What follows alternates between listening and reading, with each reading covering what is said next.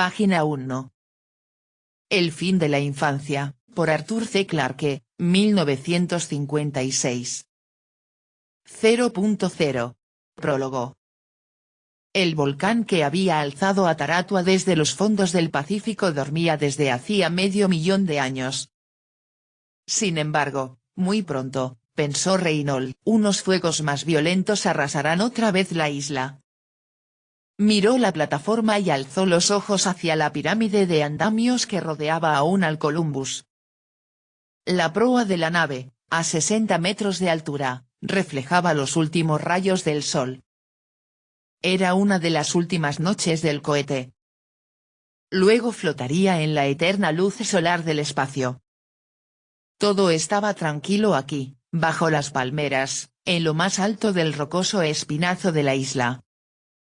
Solo se oía el silbido intermitente de los compresores neumáticos o la voz apagada de los obreros. Reynolds se había encariñado con estas apretadas palmeras. Venía aquí casi todas las noches a vigilar su pequeño imperio. Le entristecía pensar que cuando el Columbus se elevara hacia los astros, envuelto en furiosas llamas, estos árboles quedarían reducidos a átomos. A 1 kilómetro de la costa, el James forestal había encendido los reflectores y barría las aguas oscuras. El sol había desaparecido, y la rápida noche tropical se elevaba desde el este. Reynolds se preguntó, con un poco de sorna, si esperarían encontrar submarinos rusos tan cerca de la orilla. Rusia le hizo pensar, como siempre, en Conrad y aquella mañana de la catastrófica primavera de 1945. Habían pasado más de 30 años, pero no podía olvidar los días en que el Reich se tambaleaba bajo las olas que venían del este y del oeste. Todavía podía ver los cansados ojos azules de Conrad y su barbita de oro mientras se daban la mano y se separaban en la arruinada aldea de Prusia atravesada incesantemente por columnas de refugiados. Había sido una separación que simbolizaba todo lo que había ocurrido desde entonces en el mundo. La grieta abierta entre el este y el oeste. Conrad había elegido el camino de Moscú. Reynolds había pensado que Conrad estaba loco, pero ahora ya no se sentía tan seguro. Durante 30 años había creído que Conrad ya no vivía. Hacía una semana el coronel Sandmeyer, del servicio secreto, le había traído las últimas novedades. Sandmeyer no le gustaba, y estaba seguro de que el otro sentía lo mismo. Pero ninguno de los dos permitía que los sentimientos interfirieran en el trabajo. Señor Hoffman, había comenzado a decir el coronel exhibiendo lo mejor de su cortesía profesional, acabo de recibir algunos alarmantes informes de Washington. Es un secreto de Estado, naturalmente, pero hemos decidido comunicárselo al cuerpo de ingenieros. Así comprenderán que es necesario darse prisa. Sandmeyer se detuvo, tratando de impresionar a Hoffman, pero fue inútil. Hoffman ya sabía, de algún modo, lo que iba a seguir. Los rusos casi nos han alcanzado. Han desarrollado un propulsor atómico, quizá más eficiente que el nuestro y están construyendo una nave en las costas del lago Baikal. No sabernos hasta dónde han llegado, pero el servicio secreto cree que podrán lanzar la nave dentro de unos meses. Ya sabe lo que eso significa. Sí, ya lo sé, pensó Reynolds. Se ha alargado la carrera. Y podemos perder. ¿Sabe usted quién dirige el equipo ruso? Guion había preguntado, sin esperar realmente una respuesta. El coronel Sandmeyer había mostrado al sorprendido Reynolds una hoja escrita a máquina y allí, encabezando una lista, estaba el nombre, Conrad Schneider. Usted conoció muy bien a esos hombres de Peenemünde, ¿no es cierto? Guion dijo el coronel. Eso puede servirnos. Me gustaría que preparase usted unas notas sobre el mayor número posible de esos hombres. La especialidad de cada uno, el grado de inteligencia, y otras cosas similares. Sé que es demasiado pedir, después de tanto tiempo, pero haga lo posible. Conrad Schneider es el único que importa, había respondido Renault. Tenía talento, los otros no eran más que ingenieros competentes. Solo el cielo sabe la que ha hecho en 30 años. No lo olvide. Schneider conoce, probablemente, todos nuestros resultados, y nosotros no conocemos ninguno de los suyos. Eso le da una decidida ventaja. Renault no había pretendido criticar el servicio secreto, pero durante unos instantes Sandmeyer pareció ofendido. Al fin, el coronel se encogió de hombros. Puede no servirles de nada, me lo ha dicho usted mismo. Nuestro intercambio de información significa progreso más rápido, aunque dejemos escapar algunos secretos. Es posible que las oficinas rusas de investigación ignoren la mayor parte del tiempo lo que hace su propia gente. Les mostraremos que la democracia puede ser la primera en llegar a la luna. La democracia. Tonterías, pensó Renault, pero calló, prudentemente. Un Conrad Schneider valía 1.000.000 de votos. ¿Y qué no habría hecho Conrad con todos los recursos de la URSS a su alcance? Quizá en ese mismo instante su nave se desprendía de la Tierra.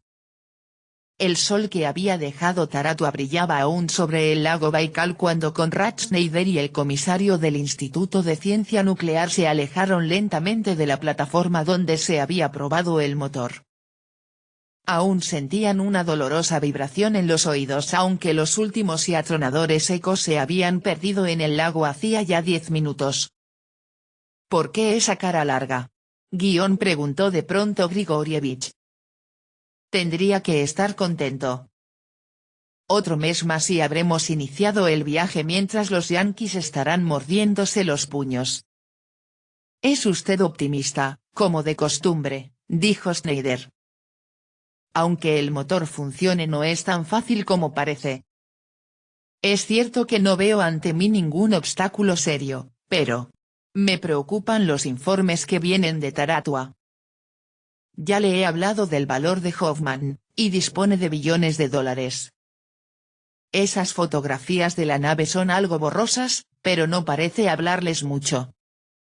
Y sabemos que probó su motor hace ya 5 semanas. No se preocupe, dijo riéndose Grigorievich. Se van a llevar la gran sorpresa. Recuérdelo. No saben nada de nosotros. Schneider se preguntó si sería cierto, pero decidió no expresar ninguna duda.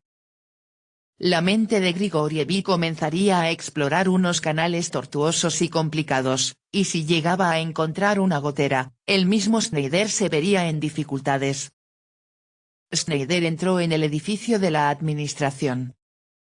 Había aquí tantos soldados, pensó sombríamente, como técnicos.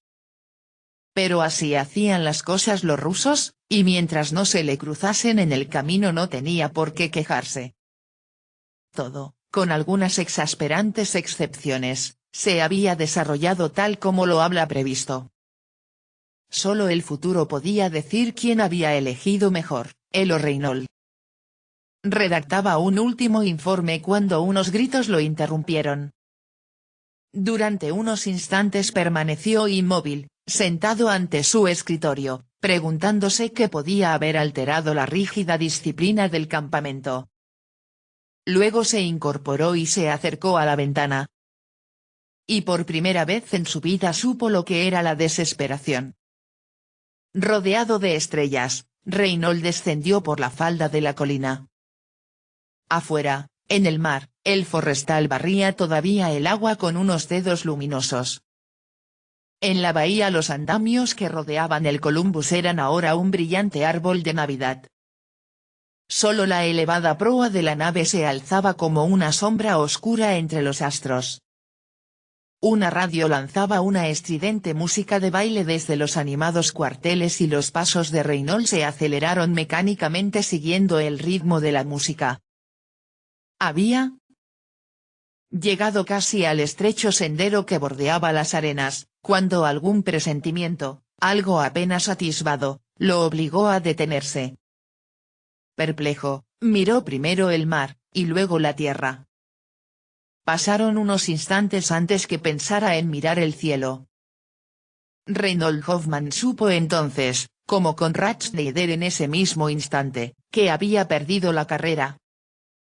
Y supo que la había perdido no por esas pocas semanas o meses que habían estado amenazándolo, sino por milenios. Las sombras enormes y silenciosas que navegaban bajo las estrellas, a una altura que Reinhold era incapaz de imaginar, estaban tan alejadas del pequeño Columbus como este de las canoas paleolíticas. Durante un instante que pareció eterno, Reinhold observó, junto con el mundo entero, cómo las grandes naves descendían con una majestad abrumadora, hasta que oyó al fin el débil chillido de la fricción en el enrarecido aire de la estratosfera. Reinhold no se sintió apenado porque el trabajo de toda una vida se le derrumbase de pronto. Había luchado para que el hombre llegase a las estrellas, y ahora, en el instante del triunfo, las estrellas, las apartadas e indiferentes estrellas, venían a él. En ese instante la historia suspendía su aliento, y el presente se abría en dos separándose del pasado como un témpano que se desprende de los fríos acantilados paternos y se lanza al mar, a navegar solitario y orgulloso. Todo lo obtenido en las eras del pasado no era nada ahora. En el cerebro de Reinhold sonaban y resonaban los ecos de un único pensamiento: la raza humana ya no estaba sola. Página 5.